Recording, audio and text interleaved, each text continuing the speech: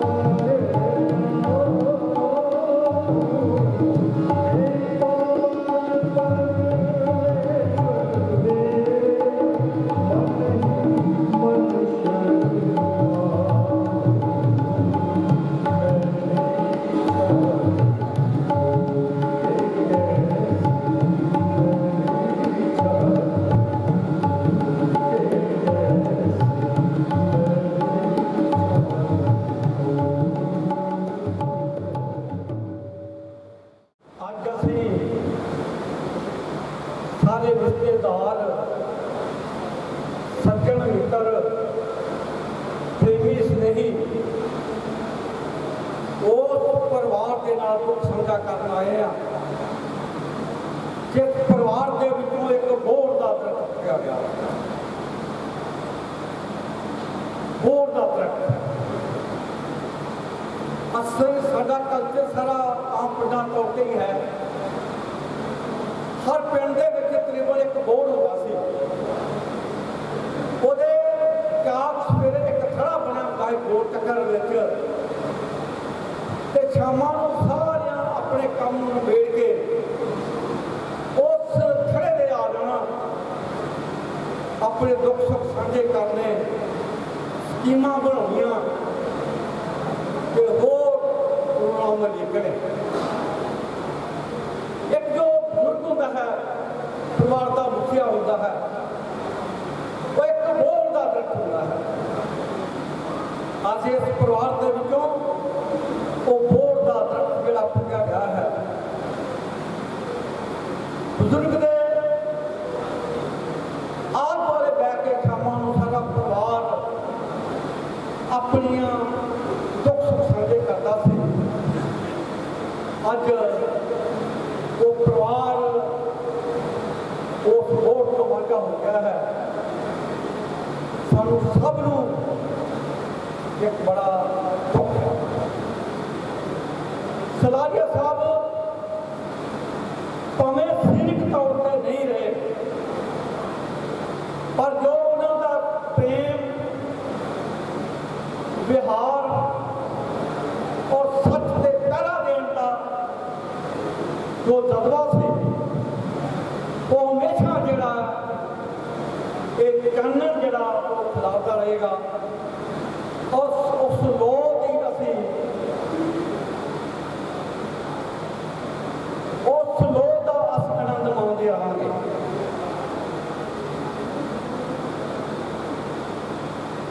जदों भी एक जीव जरा इस संसार से आउंदा है ते अजकल साइंस का युग है,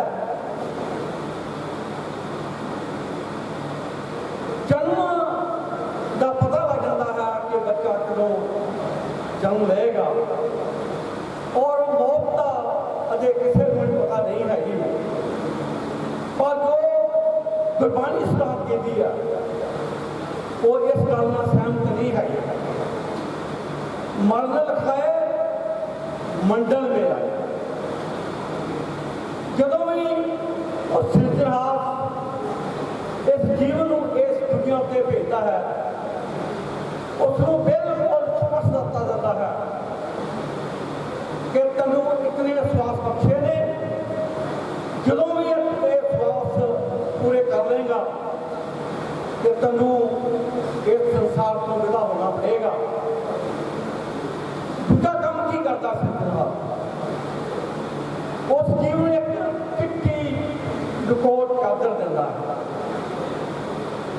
चेतावनी की दिंदा है।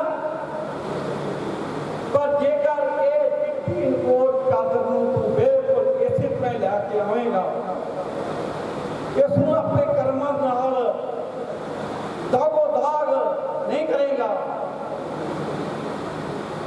तो मैं तेनों अपनी भुखल दे विच समा लवांगा। स्वाद पैदा होता है भाई जदों इस मनुख को दसता जाता है तुहानूं कितने स्वाद बख्शे ने, तो फिर सानूं मौत का क्यों नहीं पता लगता। इस संसार की रंगीनियां, इस दियां बहारां इतनियां चमकदार ने कि इंसान उस वायदे को भुल जाता है कि सारी उम्र बीत जाती है, उस वायदे को चेता ही नहीं रखता। महान शख्सियतां होंदियां ने जिन्हां विचों एक सलारिया साहब सन। उन्होंने उस अपने सिरजनहार का जो उसको वचन लिया सी कि ये तेनों मैं चिट्ठी चादर दे रहा हाँ, इसको दागो दाग ना करी,